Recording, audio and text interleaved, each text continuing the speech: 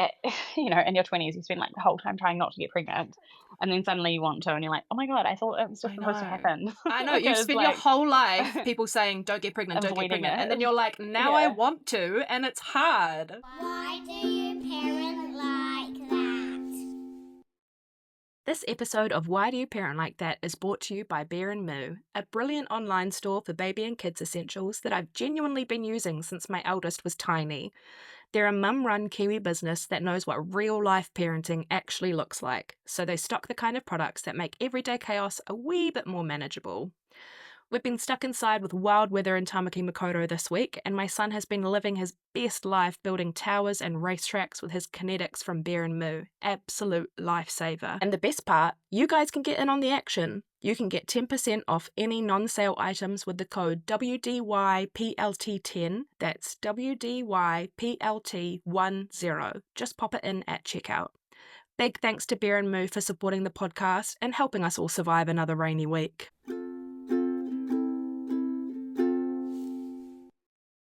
Welcome to Why Do You Parent Like That, a new podcast that has one set of questions with 1 million ways to parent. Each week we pose the same 5 questions about parenting to a new guest to hear and explore all the different ways to approach parenting. In this day and age, social media can make it feel like there's only one right way to parent, which can feel pretty othering and isolating.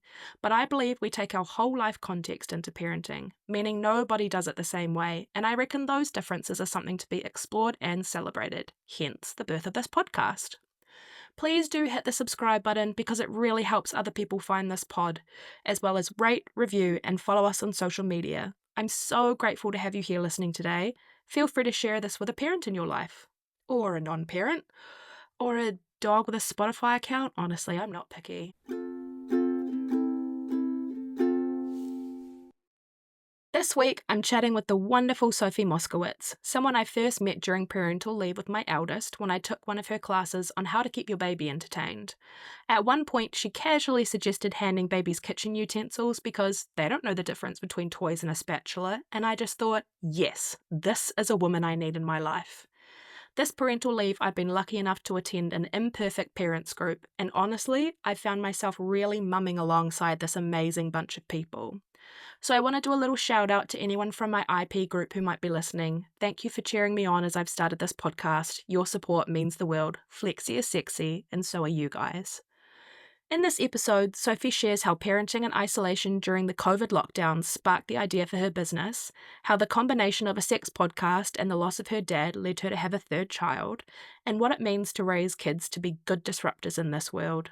Sophie is one of the most casually genius people I have ever met, and every time I have a conversation with her, I'm so grateful that she is in my orbit. Without further ado, here's our episode with Sophie Moskowitz. Enjoy! Why do you parent like that? My guest today is someone who is changing the way we talk about parenting in Aotearoa. Sophie Moskowitz is the founder of Imperfect Parents NZ, a platform and community that does exactly what it says on the tin. Champions the messy, complex, and deeply human reality of being a parent. With honesty, humour, and a whole lot of heart, Sophie has created a space where the pressure to be perfect is replaced with the permission to be real. Sophie's work gently challenges the glossy, curated ideals of modern motherhood and instead opens the door to conversations about vulnerability, uncertainty, and the kind of connection that can only come when we're willing to admit that we don't always have the answers. Whether she's sharing her own story or amplifying others, Sophie invites us to lean into imperfection, not as a flaw, but as a feature of the parenting experience. And I can personally vouch for the impact of her work because during my current parental leave, I've been attending one of her Imperfect Parent groups, and it's become such a grounding part of my postpartum experience. It's been a real place of connection, gentle support, and the kind of village support that has quickly become the highlight of my week. So Sophie Moskowitz, welcome to Why Do You Parent Like That? Thank you. What an amazing introduction. You know, I just love to flatter my guests right up the top, really just lube them up for the good stuff to come later. You're doing a great job. So, if you would like to, why don't you just tell us a little bit about yourself and your work? Yeah, I'd love to. There will be some roaring in the background because I'm feeding That's fine. the baby.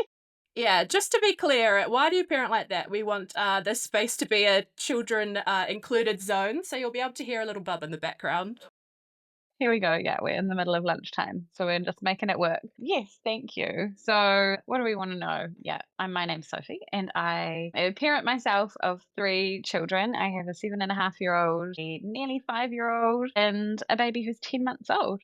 Yeah, I also, as Abbey mentioned, I run a business called Imperfect Parents, which is now kind of in its 3rd year and has been steadily gaining traction and growing. And I feel like I've been muddling my way through trying to figure out how to run a business, which I'd never done before.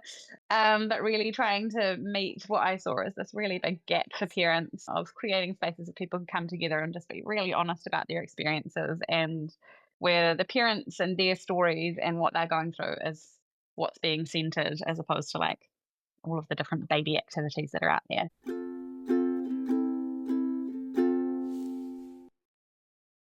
We'll start from the beginning. Tell me about your journey to becoming a parent. What a great question. So I always really knew that I wanted to have children. I grew up as like the oldest cousin in my family with lots of little cousins, and loved being around all my little cousins and the babies and helping out with them. I like babysat from as early as I could. I studied psychology and thought I wanted to go into child psych, and then realized that I just really liked hanging out with children. So I ended up going and being a nanny overseas for a few years, coming back to New Zealand and doing early childhood teaching. And then I basically like had the timeline in my head of like, we're going to move back to New Zealand, I'm going to do my teaching, and then as soon as I'm qualified, we're going to start trying for a baby. Yeah. And that's basically what we did. My partner and I had been together, we've been together since I was 20. Wow. So that's like 17 years now, met when I was at uni. Yeah, so I just very much like had this timeline in my head of like, this is what I want for my life, like want to have my first kid by the time I'm 30. I was also very like kind of type A personality, where, like you just decide what you want to do and you make a plan, you do it. And trying to become pregnant was the first time that there was like a little bit of a hiccup in that plan. I'd been on the pill since like the whole time we'd been together, which was at that point 8 or 9 years. And so we came back and I was like, okay, we'll go off the pill and see what happens. And my cycles were like kind of irregular. After at least over 6 months of trying and not becoming pregnant, we went down the route of like, oh, let's find out if there's something else going on. And did some scans which seemed to suggest that I might have PCOS, polycystic ovarian syndrome. Yeah, I know. That was my reaction too. No! No! It's not what I want for my life. Yeah, which was not super surprising. My mum had it, like to the point where she'd had an ovary removed. Yeah. But I didn't really see it as like a death knell exactly. Like my mum had that ovary removal before me or my brother were born, so I knew that it wasn't like ruling anything out. So we were trying for maybe like 8 or 9 months, and we found out about this PCOS, and then started going down the route of going like, oh, maybe I should try some meds for it. Was like about to have some blood tests to start the meds, and my blood test showed that I was pregnant. Wow. Which I was like, oh, whoa, amazing. And the doctor was like, yeah, let's just maybe have another one in a couple of days just to make sure your HCG, like pregnancy hormone levels are going up. And went back and had another blood test and got a phone call from him going like, they're actually not going up as much as we thought they think they should be. And then I think like the next day I started bleeding. So it was probably what you call like a missed miscarriage. And I was like away on this course, like at a retreat in Taupo at the time, this like beautiful location, which was like, it was actually kind of nice because it was like this retreat with a bunch of women. I actually think Dagmar, who works with me now, was there. That's so cute. And yeah, that was where we first met. And I was obviously like quite upset about losing, this very early pregnancy. But at the same time, for me, it was a little bit of a hopeful indication that I could get pregnant at least. Yeah. Because, there were just still, for me, so many question marks around that. Like kind of sad, but also a little bit hopeful. And then I ended up falling pregnant with my daughter the next cycle. So like what for me at the time felt like forever was like 9 months. And, having worked with so many people now, I realize that that's not very long in the grand scheme of things. But 9 months in like your head when you're experiencing life 2 weeks to 2 weeks to 2 weeks to 2 weeks, that just feels so long. Yeah. And like when you just, there's just so much uncertainty. It feels like at, in your 20s, you spend like the whole time trying not to get pregnant, and then suddenly you want to, and you're like, oh my God, I thought it was just I supposed to know. happen. I know. Like, You've it's spent your like whole life people saying, don't get pregnant, don't get avoiding pregnant. And then it. you're like, now I Yeah. want to, and it's hard. Yes, exactly. Yeah. But yeah, I felt really lucky that it did happen then, and yeah, I had like a relatively straightforward pregnancy with her. Yeah. I had like, first trimester sickness, which thankfully, because I was working as an early childhood teacher at the time, thankfully the worst of it was like over the Christmas break. Oh, So I that's could just nice. like sleep. And, again, once you've had subsequent pregnancies, you're like, oh, that first one when you can just like rest and Lie nap when you down. want. Yeah. It's like absolute luxury.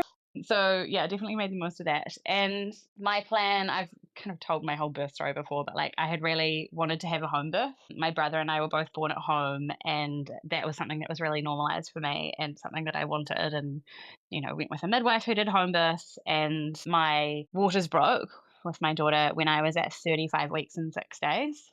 So Wow. still like preterm, which meant that I was no longer allowed to birth at home. So that was another kind of example, I guess, of like these plans that I had in my head not going exactly the right way. I ended up being admitted into hospital to just try and like hold her in.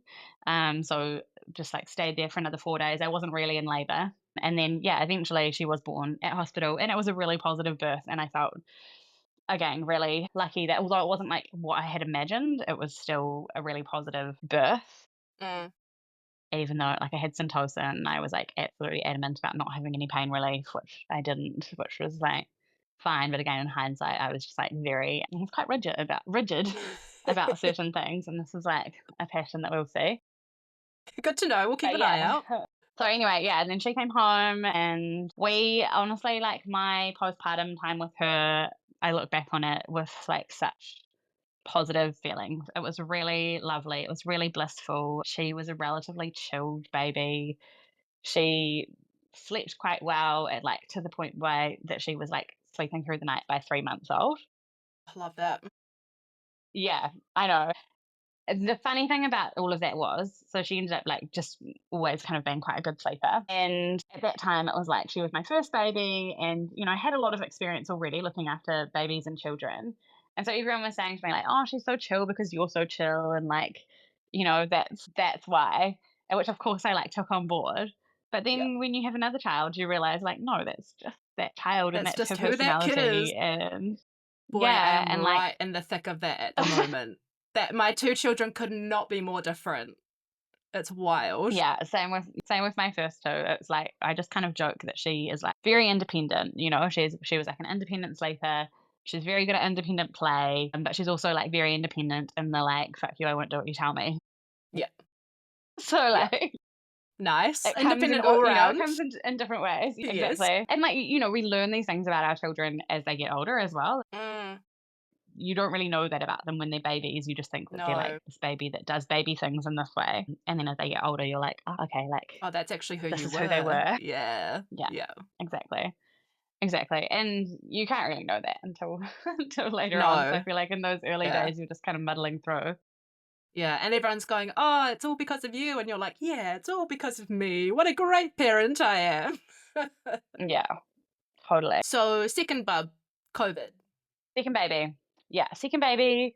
Conception was much quicker from memory. Mhm. And then he was born in April 2020, which like my Jeez. last day of work was like the week that we went into lockdown. And yeah, it was just a weird old time. Such a weird time to be having a baby. And I had been planning to have a home birth again, like still wanted that home birth. And I did have a home birth with him. He was born right here in this living room. Nice. In the water. And it was a really beautiful, positive birth. We lived next door to my mum, and my mum and my dad at the time were both like in our kind of bubble because they both just lived by themselves. So like my daughter was able to go to my mum's when I was in labour. We used to have my cousin living with us at the time. So we had like just a few people around, and that was really nice. But for me, the reality really hit when I was at home on my own with a toddler and a baby for like every subsequent lockdown. Yeah. My partner was an essential worker. He works in the food industry. So he was just like gone, and they were super busy. So he was like gone doing really long hours. And I realized just how much I had really depended on like my social support system, particularly with my first. I had friends that had babies at the same time, and we would just like pass our days by spending time with each other. And when I wasn't able to do that, I felt like I was going insane. 100%. Yeah, and like because I had had so many years of looking after children, I was like, I know that it's not like the looking after them that's the hard part. Like I just kept going like, why am I finding this so hard? Yeah. Why am I so down on this whole thing? Like this is what I always wanted. I always wanted to have children. Why is this so hard? And then it just kept coming back to this feeling of like, this is just not how we were supposed to do this. Like it's so unnatural. It's not how it was meant to be. And, when you think about human evolution, like we did not live in these like tiny little pods of like one or two people looking after their No. children. Yeah. It's really not how it was meant to be done. Yeah. And that's really what led me to creating Imperfect Parents, was just going like, parents don't need, like we don't need. I had gone to a few different, like baby activity things with my others. And I was just like, oh, it's fine. But I always just felt like I was like making awkward small talk with people on the sidelines when I really just wanted to know, like, are you finding this really hard too? Yeah. Like, What was your how birth like? Do you still feel affected by it? Yeah. do you kind of hate your toddler? Do you think they might be a bit psychotic? Like, surely I'm not the only one. Yeah. 100%. It's so funny. I have been going through this exact experience, and that's why I joined one of your groups this time around, because first time around I had a really strong, supportive social coffee group from my antenatal class. Yeah. And we I saw remember each meeting other. you guys. Yeah, that's where I first met you. Yeah, and we would see each other multiple times a week, like probably 3 times a week. And suddenly this time I didn't have that, and I was like, I know how to parent this kid. Like, I've done it before. I know I'll get through it, whatever. But I miss people. Like, I'm just in my house by myself. She didn't like the car. She didn't like the stroller. So I felt like I was home alone. And that's why I was like, oh my gosh, I need people. But yeah, really does hammer home that like not parenting in silos of like having a village. Yeah, totally. And so then what led you to number 3? I feel like number 3 is like a funny story. I had always kind of been on the fence, and like for a long time, it was also just that like 3 children is probably a little bit financially impractical. That was probably the biggest barrier, because it's like a whole other person that you have to worry about and look after. And honestly, probably the thing that like fixed that was my dad died just about 2 years ago now. And that obviously was like devastating. He was a really big part of our lives. He used to come to our house every morning to have breakfast with me and my children. Sweet. And he was like such a hands-on, well, to a point. He was just a very involved grandfather, and like and father in my life, like in my whole, because he was a school teacher. He was kind of the one that we spent time with in the school holidays and was like around after school and stuff like that. So yeah, losing him was a really massive blow. And I think when you go through a grief like that, it just puts life in perspective.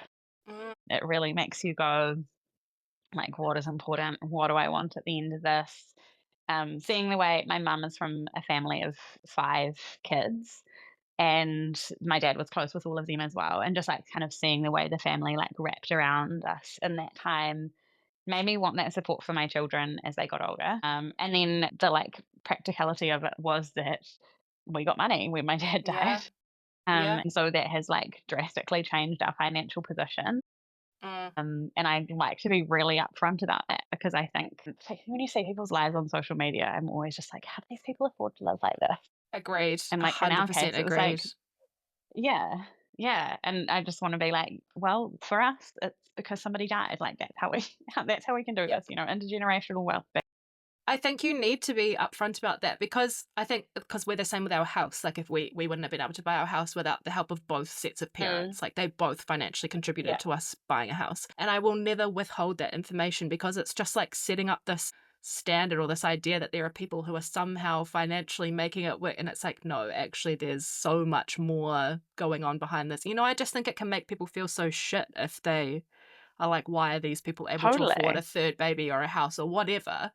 if people aren't being upfront Yeah. about how they're coming by that. Exactly, yeah, especially when other people are, like, working their asses off just to, like, stay up to date with the rent, like, Yeah, yeah, exactly. I think it's not fair to, like, paint unrealistic pictures about it. It's also what's allowed me to, like, keep running my business without actually making any money for 3 years. Love that. Everyone join an Working Imperfect on Parents group because we want them to keep going, guys. For my sake, join a group. Anyway, so third baby was, yeah, grief, finances, and then also my partner and I had a bit of a, I like to call it a relationship renaissance, Nice. where we just, like, kind of rediscovered each other. I think it was, like, you know, the result of, like, the first time in years that I wasn't, like, pregnant or breastfeeding, Mm-hmm. and just, like, having my body back. And yeah, so we just had a really, not going into too much detail, we had a really great time with each other. Oh, it's lovely. And it was the quickest conception yet. Congratulations. I guess without too much TMI, my husband and I recently had this realization that we were like, oh my gosh, because we are done, we're finished with 2. We were like, we never have to have sex with the intention of getting pregnant ever again. Like, what the heck? That's amazing. Oh, we can just do it for fun. It's very We good. actually can just have fun with each other. That's wild. No, that's so cool. Yeah, And you I listen blame to a another podcast, on right? it as well. Yeah. Yes. Yeah. Yeah, because I've also Yeah, listened to the you beat me to it, yeah. podcast. Great podcast. So good. Yeah, the Good Sex Project. I will absolutely plug it forever. Yeah, and definitely. It's funny because We'll link it in the show notes. Melody, the host of that, yeah, made by Melody Thomas, who is amazing, and she, we were actually at a party with her on the day that I found out that I was pregnant. Like, I did a test that morning, found out I was pregnant, and then she was at this party, this 40th that we were at that night, and I was like, it's your fault that I'm not having any fun at the party tonight. This is on you. When I'm feeling sick, it's on you. Because I thought I'd better be responsible. Yeah, definitely. Sure Good I was plan. not pregnant before we went to this 40th. Yeah, great plan, great plan. And So, turns yeah. out, number 3. Turns out number 3. So we've got like a 4-year age gap between the second and third, which I really like. Yeah, because your first, the age gap between the first 2 is how many years? It's like 2 years, 9 months. Yeah. So yeah, just under 3, which is quite a different ballgame. Yeah, we're 2 years, 11 months, and it's like, that extra year would be pretty amazing.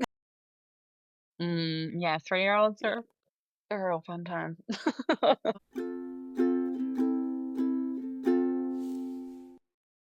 We'll jump into the next question, which is, tell me, like, what does gold standard parenting mean or look like to you? Oh my God. I mean, we should straight off the bat know that I don't really believe in like gold standard parenting. I think like one of our taglines for Imperfect Parents is that there's just no one right way.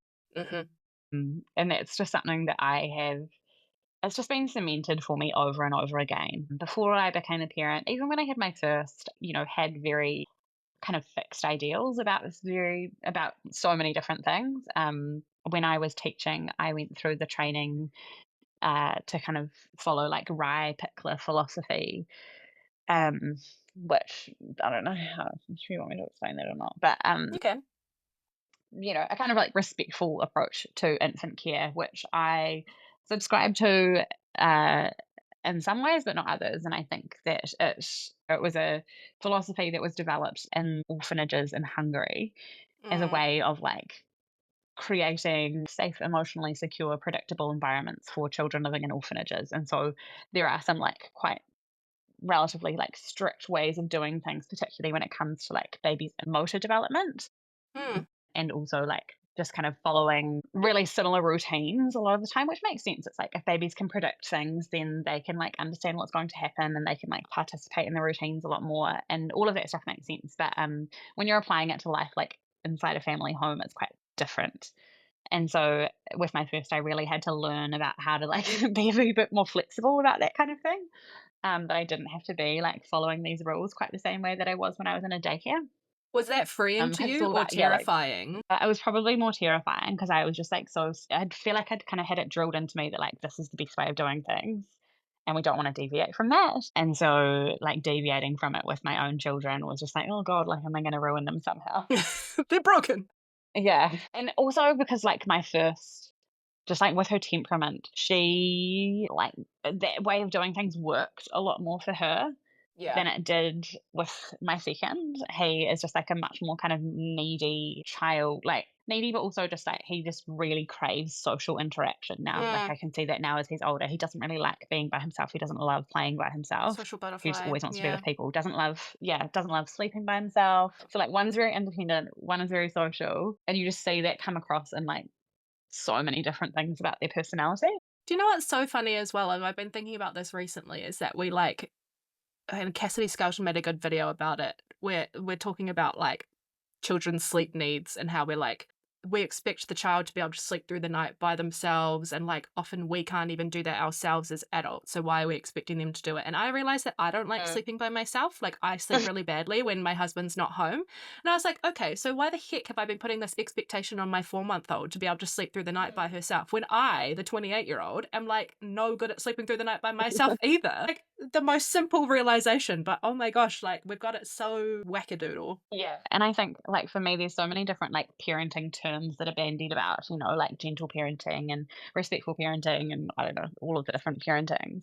And like if I had to choose a word, for me it's responsive parenting, and it's just like which is just responding to the child in front of us and like what they need at the time, because every child is so different, every environment is so different, every parent is so different. We all have such different capacities, you know, depending on the time of day.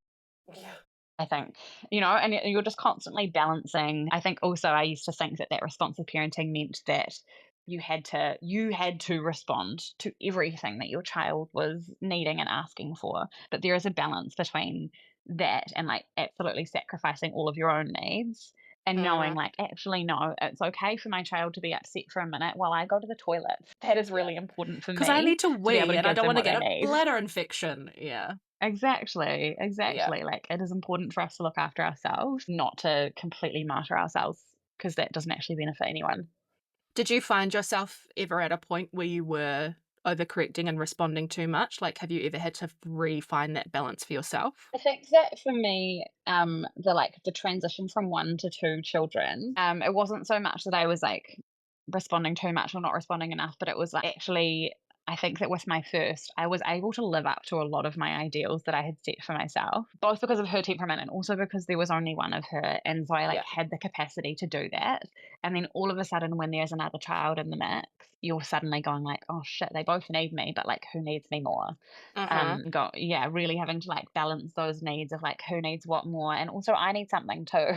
Yeah. And so like, it just feels like, you know, balance is a verb. It's like something that we're having to continually practice doing. It's not like a state of being that we are in. And equilibrium. It's going like, no, I don't think it ever exists. You know, like there's too many plates to balance that, they can never be done perfectly.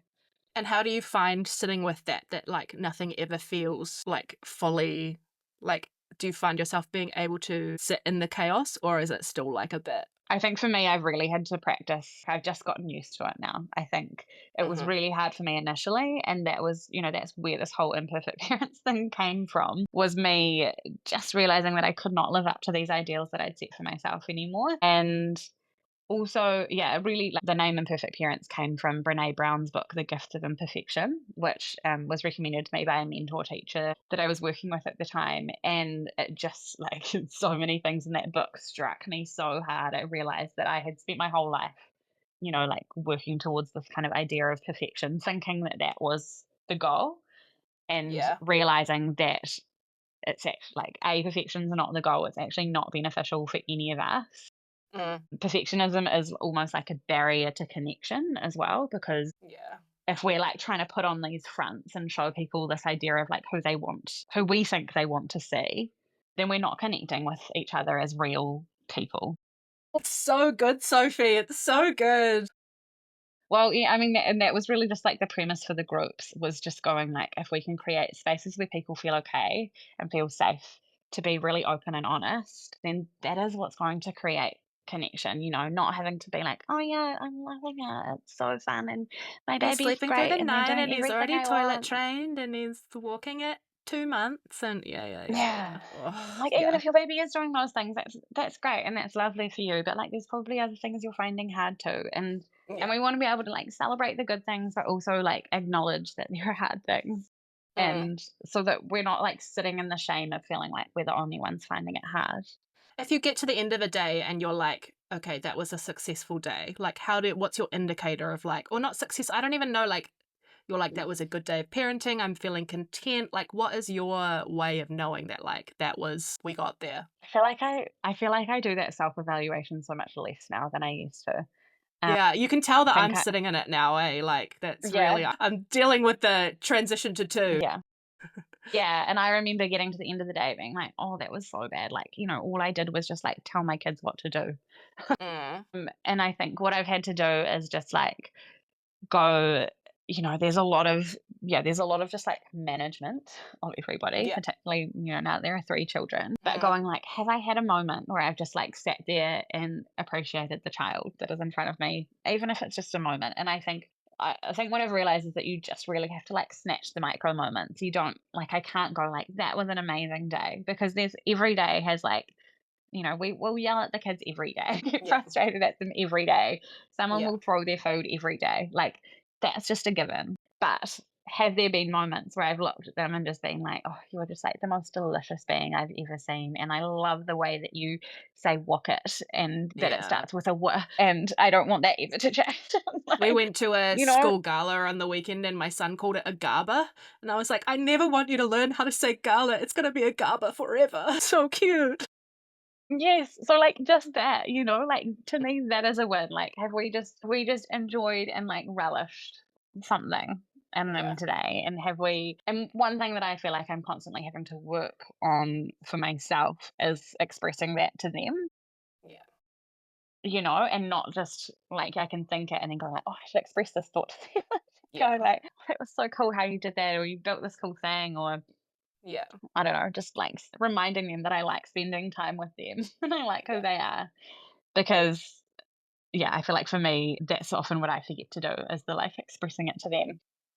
One of the things that Kate, the lovely Kate who facilitates my Imperfect Parents group, who we love so much, she recommended to us that like she used to tell her kids every day, like she made sure to tell them like, I love you and I'm so glad you're my child. And like she really made sure to have that connection moment with them. And ever since she said that, I've been doing that at least once a day with my son.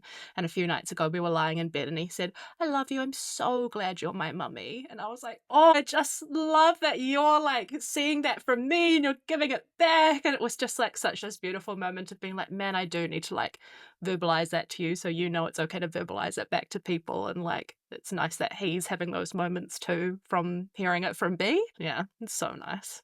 Yeah, we love Kate. Yeah. She's a genius. And it's also okay. Oh my gosh, she's amazing. Yeah. I love her so much. But yeah, it's also going like, it's okay if we don't do those things every day. And I think what I've realized as well as my children have gotten older, like I had such a hard time with my daughter when my son was born, like with my oldest when my second was born. And I had so much grief around how my relationship with her changed. And I felt like we were just butting heads all the time. And she had a very contrary personality. And I was just like, is this us? You know, like, is this just what it's going to be like from now on? And I had so many, I remember I would get to the end of the day and I would just have like so many regrets about like how I'd spoken to her or interacted with her and how it just like hadn't been particularly positive. And now, what are we now, like 5 years later, our relationship is lovely.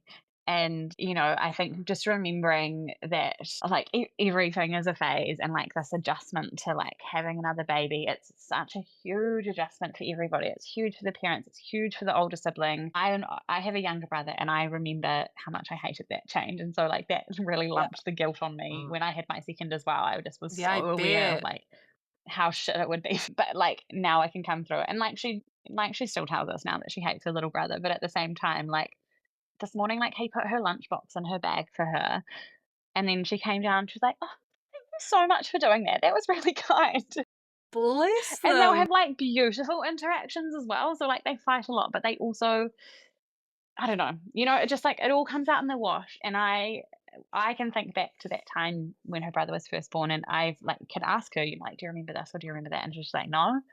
And so it's like going like, yes, those early years are important, but like also they don't remember it. And so like what matters is like the overall feeling, and that we just like kind of keep plodding along and like working on things, because like they're not going to remember that. They remember things from now. Like It's too easy to get stuck in overthinking it. Have you ever found, I was just about to say, like, you seem like someone who's good at finding the perspective. Have you always been like that, or have you found yourself getting caught in that, like, overthinking the minutiae of everything? Oh, definitely have. Okay, Like, good. It's not something you naturally can just do. No, and I think, probably if you talk to my partner, he'd be like, this is not you are in the everyday. I think this is like what I can wax lyrical about, but then like what I do in practice is probably quite different. Absolutely. But I also feel like maybe now my life is like so busy that I don't have the brain space to like dwell on things for too long. 100%. Maybe that's the key, is just like not keep having children and you won't overthink too many things and run a business at the same time. Yeah, easy. That's probably the thing that I think about the most now, actually, is that like my brain space is more taken up with like business things, and you know, the kids, it's just like what we do with the kids, it just happens. Yeah. I'm not like overthinking or overplanning. And I have to say, like, there is also privilege in like having children who I think at the moment are like relatively neurotypical and you know, don't have any health issues and all of that kind of thing. We have a relatively straightforward, simple family life. Yeah. So it's easy not to do that. But I also, you know, like I feel like I've grown up the way that I was brought up with my dad in particular. No offense, Mum, I hope you're not listening to this. My dad is a very like positive person. And I feel like I've really tried to absorb as much of that as I could, this kind of like optimism and, you know, just trying to have faith that like everything will turn out fine. It will be okay.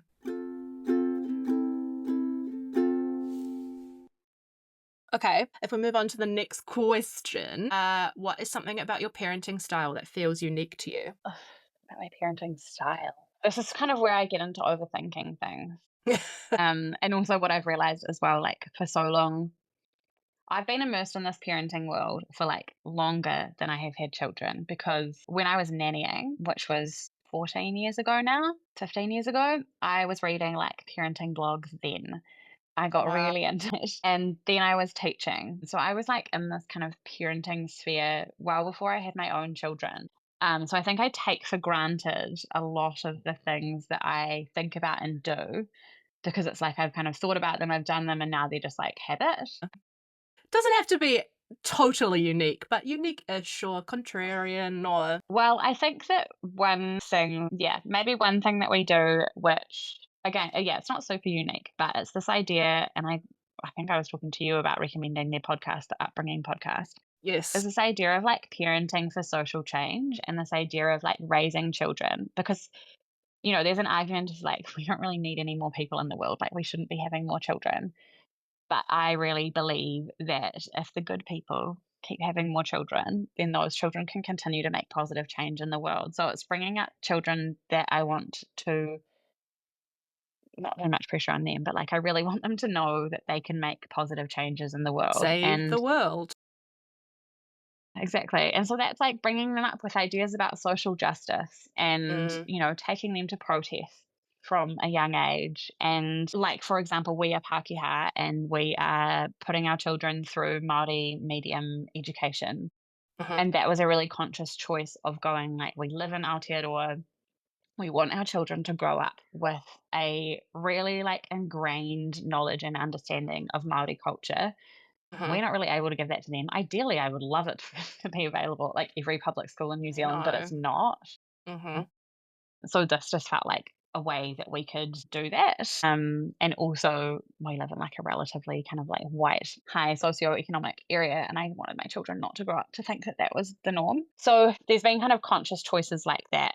But also like in terms of day-to-day parenting, it's this real idea of like finding a balance between needing to make sure that things keep ticking over and happening in the way that they need to happen, while ensuring that our children like maintain their own autonomy.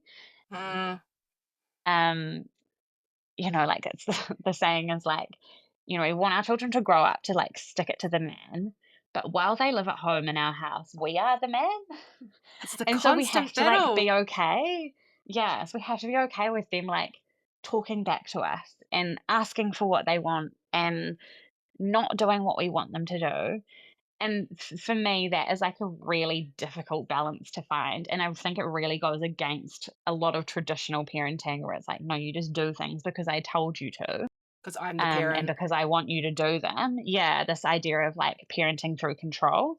Mm. So it's really, and that's bloody hard not to parent through control. So, yeah. So then how are you parenting? How, like, if not through control, what's the rub? What's the alternative? Not through control. Well, sometimes it's being okay with our kids not doing what we want them to do.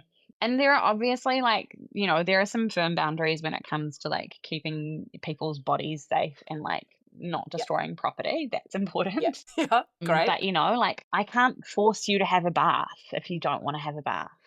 Yeah. Like if you're not going to have a bath tonight, like, okay, well, maybe we can have a flannel bath or we can offer like a bath or a shower, or, okay, if you're not going to have one tonight, then we'll just have one tomorrow. It's not the end of the world. I think for me, a lot of it is like with every time, there's going to be like pushback about something going like, is this the hill I want to die on?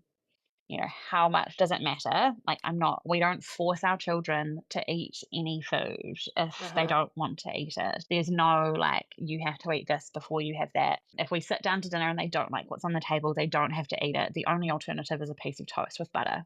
And sometimes they do have that, and sometimes they eat nothing, and we have to be okay with that. So it's this like kind of trusting that, if we can give them enough trust to say like, okay, I will go with what you want, then, like that's not the end of the world. They're not going to die of malnutrition. Yep. They're not going to get some kind of hideous infection. Yep. There are like non-negotiables. You have to put on your seatbelts in the car. You have to sit in your car seat. Brushing your teeth is a non-negotiable, and we've got there with that. But yeah, it's just this kind of like constant negotiation, I guess, and also like trying to make sure that they understand our reasoning for things, as opposed to just going like, I want you to do this because we've said so. It's like, well, do you understand why we need to have baths every day? Yeah. Like, here, let me explain it to you. Because like they don't, like we forget that our children don't know shit.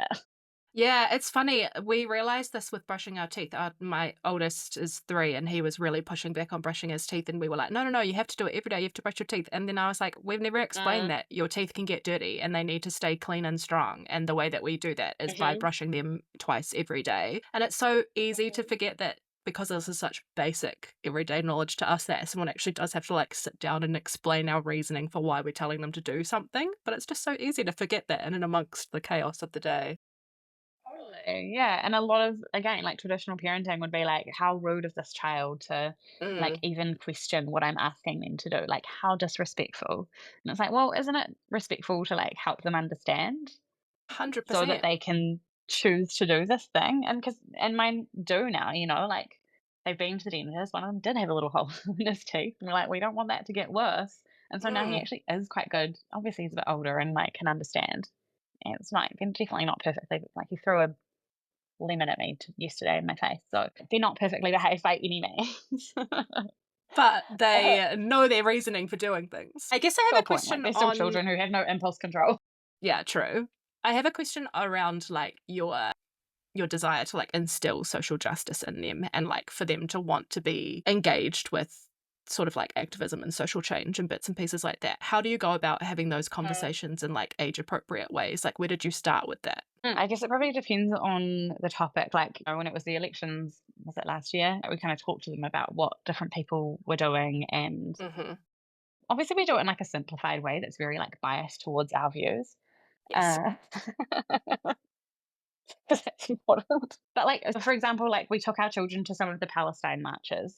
And we explained to them, and this is like my family is Jewish. Like I come from a Jewish background. And so, we're trying to explain to them that it's like, it's not that the Jews are doing this, it's that the Israeli government, and we could explain a bit about the history of Israel, like there was this land, Palestinians have been living there. People decided that, the Israelis decided this should be their homeland. And so they've like pushed people out. It's like, it's not really, we don't talk too much about like the gory details, but like, just the injustice of like, if this was your home and someone said, get out, like, what would you do? You would want to fight back. Really sad. Yeah.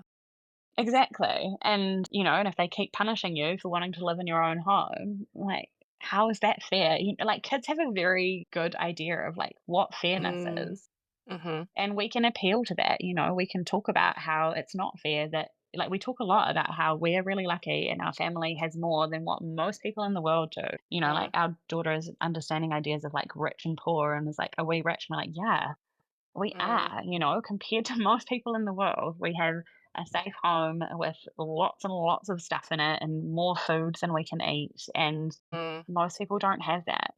And Yeah. so, like, because we are this lucky, it is our duty to help other people that are not so lucky. Like, we didn't choose to get born in this family; we were just lucky. Yeah, birth lottery. That's really cool. Totally. That's really cool that you are raising your kids intentionally to know their privilege and like help create change, and that's going to be like something that they grew up knowing. That's really cool. Hope so. You just always wonder, like, maybe when they're teenagers, their rebellion will be they vote ACT or something. Yeah, that they start listening to Jordan Peterson. Yeah, who knows? We'll try. We'll just do our best. Yeah. Do you have any like practical tips for parents who do want to start taking their kids to protests and bits and pieces like that, like the practicality of taking small children to an event like that? I think it depends on the event, and you can kind of tell, but like everything that we've been to has been really safe. I know there was like one incident last year where a child got injured, but I don't know, keeping your children safe, like we don't necessarily always go kind of up the front in the middle of the action. We're usually like sitting around on the outskirts. So, like most protests still have like a big, podium thing at the front where people are doing speeches and people get a bit racked up there. But if you're sitting around the edges, there's usually heaps of children there. There's different things that are often deliberately child friendly. Like we went to it was like a kite flying rally at Orake last year that we took the kids to, and it was like that was a really lovely thing that we could still explain to them like why we were you're there, there. and that like kites are this kind of like traditional Middle Eastern thing. It was just I think there's ways of doing it that are appropriate for children. Emily writes is really awesome. She kind of Yes, talks a she lot about is. children and activism, and I think a lot of her writing is great for that. Emily, if you're listening to this, please come on the pod because I love you. No, yeah, she's a great resource.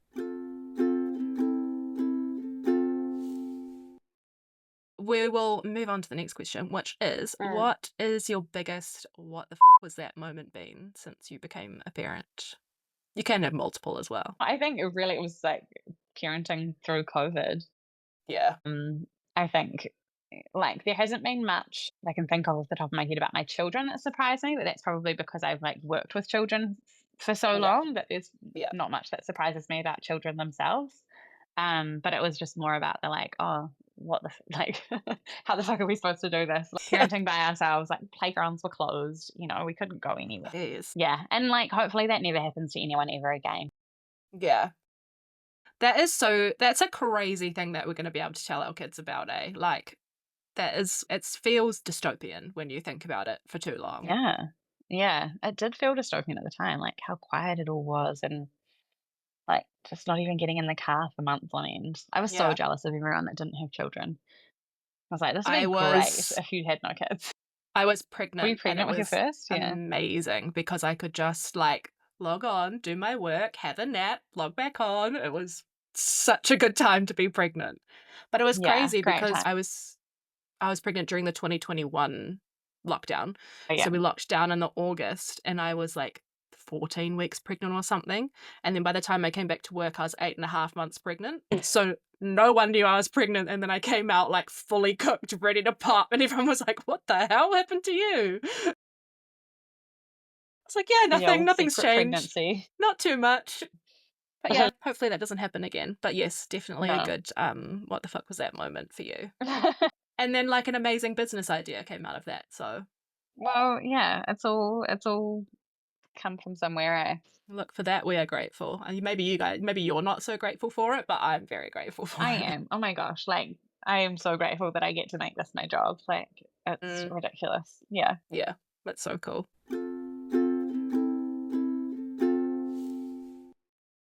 And then the final question is, if you were listening to this podcast on the day you became a parent, what would you want yourself to hear? Just like, it's so cheesy, but like that it's okay to do this imperfectly. And it's not even just okay. It's like good for you. It's good for you. It's good for your child. it's good to make mistakes and acknowledge them. That's how we learn and that's how we grow. And the goal is not perfection. Yeah. What is the goal? Being human. Yeah. I love that. Yeah. Yeah. Like humans are not perfect. We are deeply flawed things. We're part of nature, like nature is not a perfect thing. We're not meant to be perfect. And it's all just part of this like human experience, eh? Like it's all just part of it. Yeah. And I think again, you have such a realization of that when like if you've been through a big grief that it's like all of that like outward stuff of how we want to be perceived and how we perceive each other, like just doesn't matter, like what matters is the connections that we make and the people in our lives. And the best way to make those connections is just to be real. Yeah. Like if you're putting on fronts and people like you for like the person you're pretending to be, they don't really like you, They do don't they? like you. That's so You've got to be interesting. the real Did you you if you want. notice like a big difference between maybe your like attitude or your posturing between your second and your third after having that loss of your dad? I don't know. There's been like so much that's happened in between them.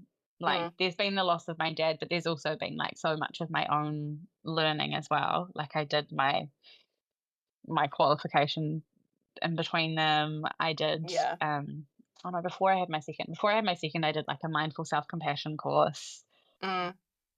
There's just been, I feel like there's just been so much learning and so much evolution along the way. You can't really like pin it to one particular thing. Nah. I mean, yeah, having a child like after you've lost a parent, it's kind of bittersweet as well because like even my kids will say it, they'll be like, oh, but he doesn't get to know grandpa. And you're like, oh, I know, but like we will make sure that he does, and we'll keep those stories alive. And yeah, there's like some beauty in it as well. Yeah. Oh, it's such a beautiful thing. Such a cool thing we get to do, isn't it? This parenting thing. I mean, it feels like it's not the only thing that life's about, but it really like brings it into focus, I think. I agree.